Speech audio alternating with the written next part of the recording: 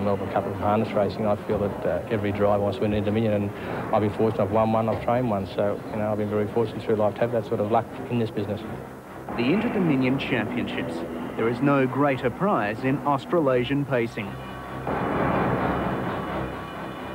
Over 2,600 metres of thundering hooves, sweat, strain and nerves. 10 horses, 10 drivers, all striving to win the ultimate crown. For 53 years, the best pacers from Australia and New Zealand have been continuing this annual battle. The rivalry, as you'd expect, has been intense. The Kiwis mounting challenge after challenge since the first Interdominion in 1936. And now they're back again, bigger and better, ready to take the crown back home. Yeah, we better go, couple. 39-year-old New Zealand trainer Barry Purdon has contested the last 8 Interdominions and has tasted success once, 3 years ago in Auckland. This year, he again has a great chance with the likes of CHOKIN and VANCE.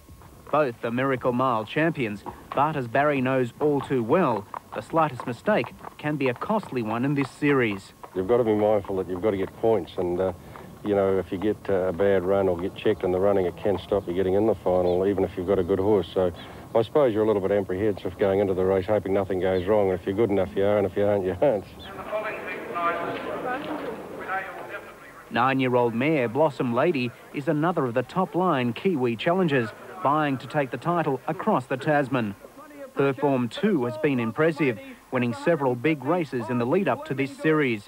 And with credentials like that, it's hard not to be confident. But here she is, the millionairess Blossom Lady. She takes out the Hunter Cup. She bolts in. Blossom Lady by 6 metres. Well, I've got to be a little bit confident. You know, there's obviously 2 or 3 other good horses. Chokin's probably better than her, but, you know, if things go wrong with him and, you know, a couple of the others, she's going to be right there in the final. But while their form is good, history and Harold Park certainly won't be helping the Kiwis in this series. The last time a New Zealand horse won in Sydney was in 1960, when more than 50,000 people packed into the park to witness Caduceus being crowned. Caduceus in front, Maestro's melody and that flying too late. Caduceus won it from that. It's a factor that comforts the Australians, hoping the 34-year-old Kiwi curse will continue. You know, he was a great horse, Caduceus. He had 6 goes at it before he won it, so it's been a great race. So we have got a bit on our part. We've got numbers too, so which helps. So that'll help us a lot. It's nice to say, you know, oh yeah, well I sort of got you, like, you know, and they do the same to us. So I mean, it's sort of a friendly rivalry, if you sort of know what I mean, you know. Yeah, I think there always will be a rivalry. I don't care what sport it is, you know, rugby union or league or cricket, and you know, it's a friendly rivalry, but we just love to beat them.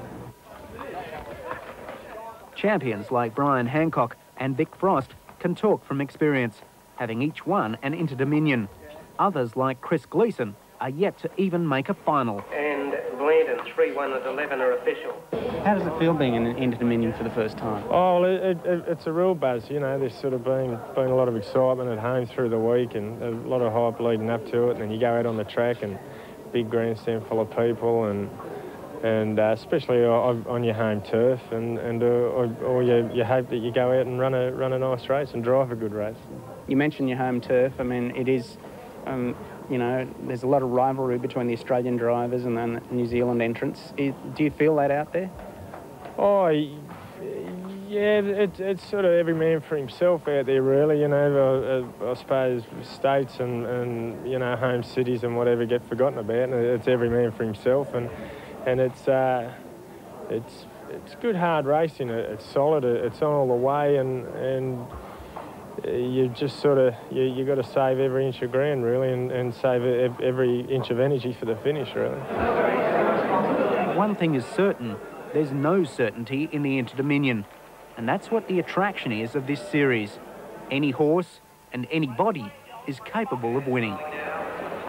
Well, I think it's just a great uncertainty. You know, you get horses from different states you really don't know a real lot about. You probably have raced a few of them before, but not a lot of them, and the different drivers. And you know, it's just everyone's anticipating. You know, they're all anticipating something to happen, or a good horse coming out of the nominations that probably didn't look like being good at the start. Interdominion seems just unbelievable. Just sort of, you can't, you know, you'll get a couple, 2 or 3 horses come through this series you've never heard of or never rated. They'll come through because they'll handle the 3 nights racing. They'll handle every part of it, where some of the fancy ones don't. You know, so at the end of the day, like you go talk to me next Friday night, after the races, you'll see the devastation it leaves on the horses and the owners and the trainers and drivers. As I said, I think it's the most unique race in the world, the Inter-Dominion. We line these horses up over different distances and all sorts of distances, and we grind at them for a full week. So, you know, it's a unique sport in that way. It's like an Olympic game. You qualify and all that sort of thing. So I feel that we've got it's a great race in our hands.